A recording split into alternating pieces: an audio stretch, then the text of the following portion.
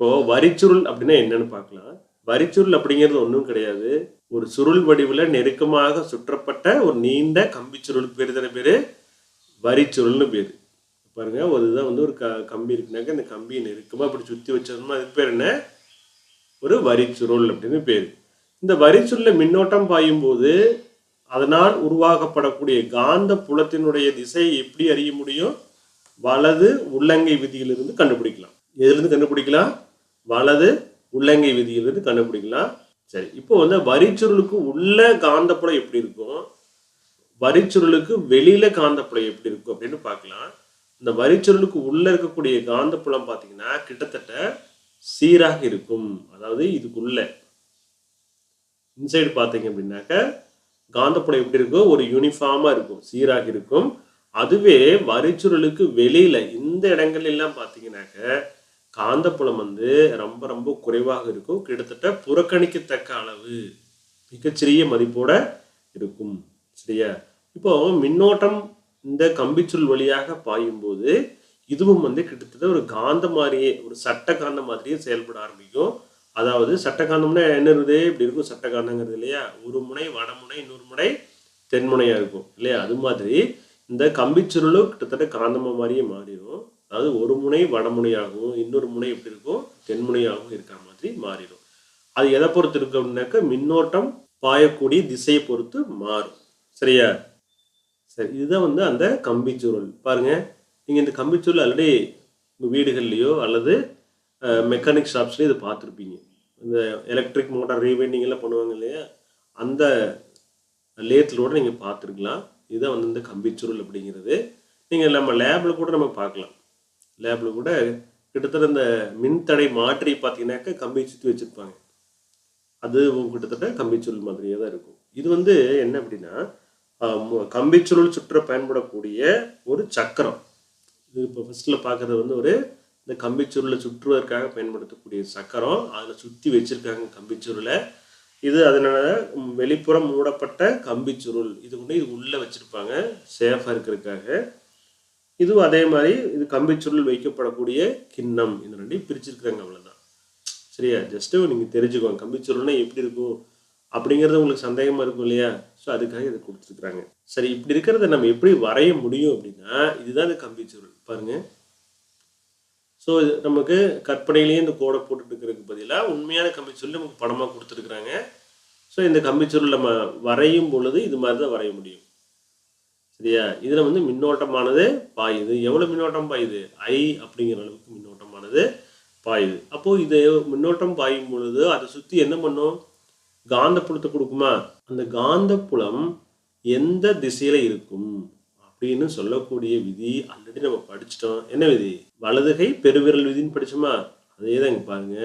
ஒரு மின்னோட்டம் பாயும் வரிச்சுருளை வலது கையினால் பற்றி பிடிக்கும் போது மற்ற விரல்கள் மின்னோட்டம் பாயும் திசையில் சுற்றி இருந்தால் நீட்டப்பட்ட பெருவிரல் மின்னோட்டம் பாயும் வரிச்சுருளினால் ஏற்படும் காந்தப்புலத்தின் திசையை காட்டும். ஸோ மின்னோட்டம் பாயக்கூடிய திசையில பெருவிரல்கள் தவிர மற்ற விரல்கள் பிடிச்சிருந்தது அப்படின்னா, அப்படி பிடிச்சிருக்கும் போது நம்முடைய பெருவிரல் எந்த திசையில் இருக்குதோ அது எதை கொடுக்கும்?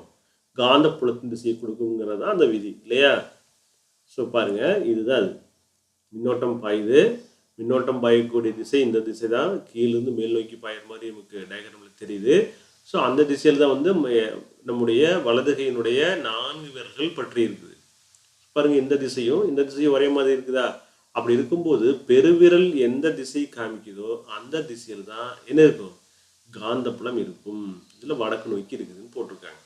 ஸோ எந்த திசையில் மின்னோட்டம் பாய்ந்தாலும் அந்த இடத்துல நம்ம என்ன பண்ணணும்? கையை வச்சு பார்க்குற மாதிரி வச்சு பார்த்துட்டு கற்பனையிலேயே நம்ம இந்த திசையில் தான் வந்து காந்தப்புலம் இருக்குதுன்னு நம்ம தெரிஞ்சுக்க முடியும்.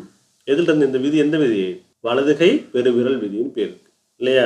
சரி, இப்போ நம்ம பார்க்கறது என்ன அப்படின்னா ஒரு கம்பிச்சுருளை பார்க்கலாம். இப்போ ஜென்ரலாக கம்பிச்சுருள் அப்படிங்கிறது என்ன வடிவத்தில் வேணாலும் இருக்கலாம்.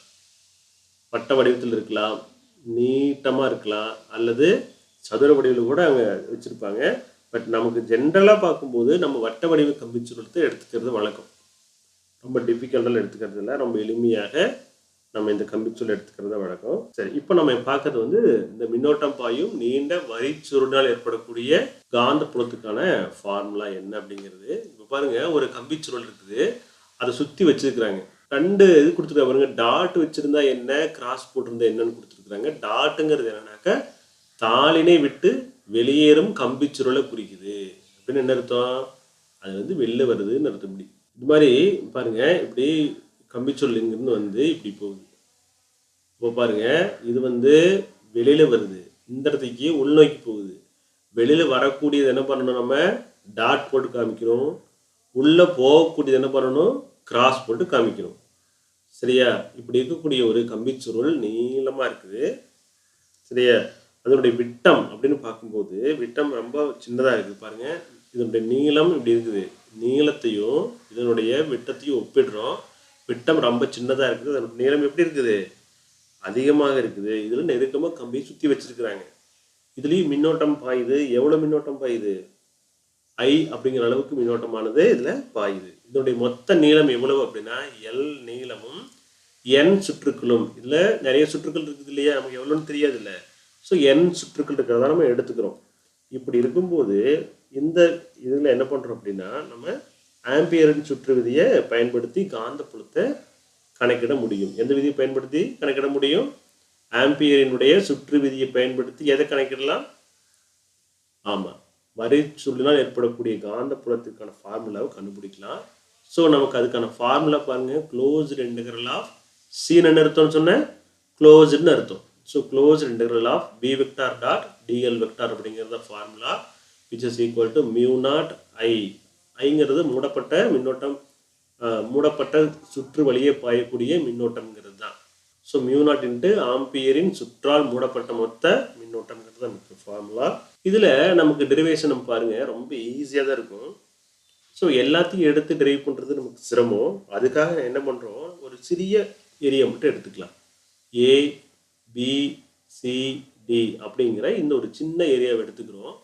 சிக்கும் டிக்கு இருக்கக்கூடிய நீளம்னு எடுத்துக்கிறோம், நம்ம ஹச்சுன்னு எடுத்துக்கிறோம். சரியா? சரி, இப்போ இந்த ஃபார்முலா இருக்குது பார்த்தீங்களா, இந்த 1வது ஃபார்முலாவை நம்ம எப்படி எழுத முடியும் அப்படின்னா, அதாவது closed integral of B vector dot dl vector அப்படின்னா கடத்தி முழுமைக்கு தானே.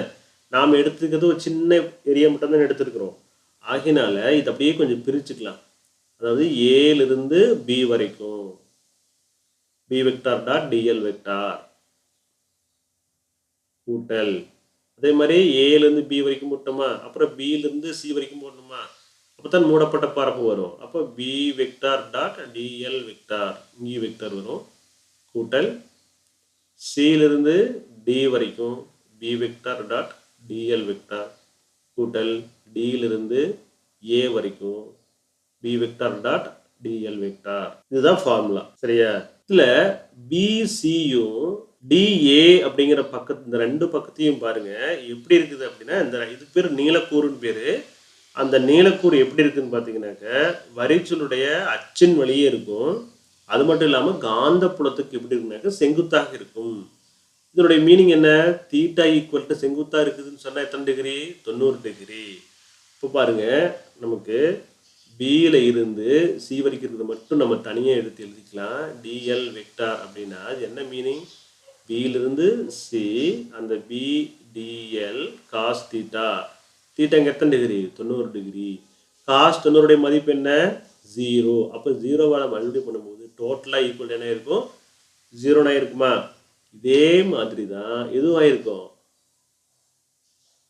இன்டகிரேஷன் ஆஃப் டியிலிருந்து A B vector dot dl வெக்டாரும் 0 ஆயிருக்குமா? இது புரிஞ்சுதா? இப்போ பாருங்க, இந்த டேர்மும் வராது, பி டு சி இந்த டேர்மும் வராதா?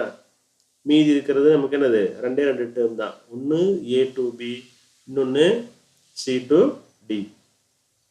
நம்ம முன்னாடியே பார்த்தோம், இந்த கம்பிச்சுருளுக்கு வெளியில காந்தப்புலம் எவ்வளோ இருக்கும்? இருக்குமா? காந்தப்புலமே இருக்காது. பி ஈக்குவல் டு 0னா இந்த டேர்ம் போயிருமா? ஏன் போயிருக்கு இந்த டேர்மு? இந்த டேர்ம் எதனால் போச்சு? சி டு டிங்க இந்த டேர்ம் எதனால் போச்சு? காந்தப்புலத்துக்கு வெளியில் இருக்கக்கூடிய நீலக்கூறு, வரிச்சுருளுக்கு வெளியில் இருக்கக்கூடிய நீலக்கூறு, வரிச்சுருளுக்கு வெளியில காந்தப்புலம் இருக்காது. ஸோ நமக்கு இருக்கக்கூடிய ஒரே ஒரு பார்ட் என்னன்னு பார்த்தீங்கன்னா integration of A to B vector dot dl vector. இது எப்படி எழுதலாம்? பிடிஎல் காஸ் தீட்டான்னு எழுதலாம். இதில் தீட்டா ஈக்குவல் எத்தனை டிகிரினாக்க 0 டிகிரி. அப்போ பிடிஎல் மட்டும்தான் நமக்கு கிடைக்கும். அதாவது பிடிஎல் இன்டகிரேஷன் ஆஃப். ஸோ பிங்கிறதுக்கு மாறிலி, டிஎல்ல மட்டும் இன்டகிரேட் பண்ணி பாருங்க என்ன வரும்? டிஎல் இன்டகிரேட் பண்ண என்ன வரும்? டிஎக்ஸ் இன்டகிரேட் பண்ண எக்ஸ்னா டிஎல்ல இன்டகிரேட் பண்ணும்போது எல்னு வருமா? ஸோ மொத்த நீளம் எவ்வளவு? கடத்தி இந்த கம்பிச்சுருடைய மொத்த நீளம் capital L. So closed integral of A to B vector dot dl vector மட்டும்தான் நமக்கு விட கிடைக்குது. அதுதான் பிஎல். சரியா? இதை வச்சு தான் நம்ம அடுத்ததை நம்ம கொண்டு வரப்போம். ஸோ அதுதான் இங்கேயும் போட்டிருக்காங்க பாருங்க.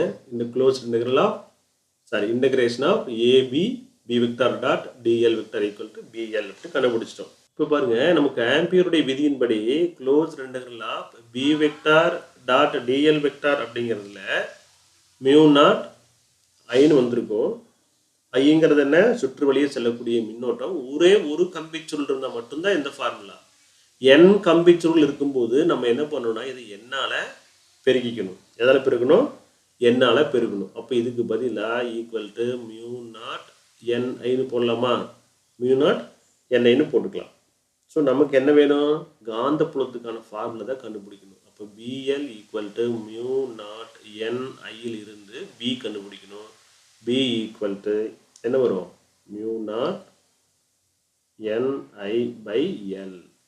இதுதான் நமக்கு தேவையான ஃபார்முலா. ஓரலகு நீளத்திற்கான சுற்றுகளுடைய எண்ணிக்கைக்கான ஃபார்முலா என்னன்னா n by l equal to small n. So n by எல்லுக்கு என்ன போட்டுக்கணும்? நம்ம ஸ்மால் எல்லுன்னு போட்டுக்கலாம். அப்போ இந்த டேர்முக்கு பதிலாக என்ன போட்டுக்கணும்? நம்ம ஸ்மால் என் போட்டுக்கணும். அப்போ mu naught N I that is B equal to. இதுதான் நமக்கு தேவையான ஃபார்முலா. சரியா? ஸோ இதிலிருந்து தான் எதை கண்டுபிடிக்க முடியும்? மின்னோட்டம் பாயும் நீண்ட வரிச்சுருளினால் ஏற்படக்கூடிய காந்தப்புலத்திற்கான கோவையை கண்டுபிடிக்கலாம். ஓகே, ஸோ இது புரிஞ்சுக்குன்னு நினைக்கிறேன். நம்ம அடுத்த தலைப்பு அடுத்த கிளாஸில் பார்க்கலாம். தேங்க்யூ.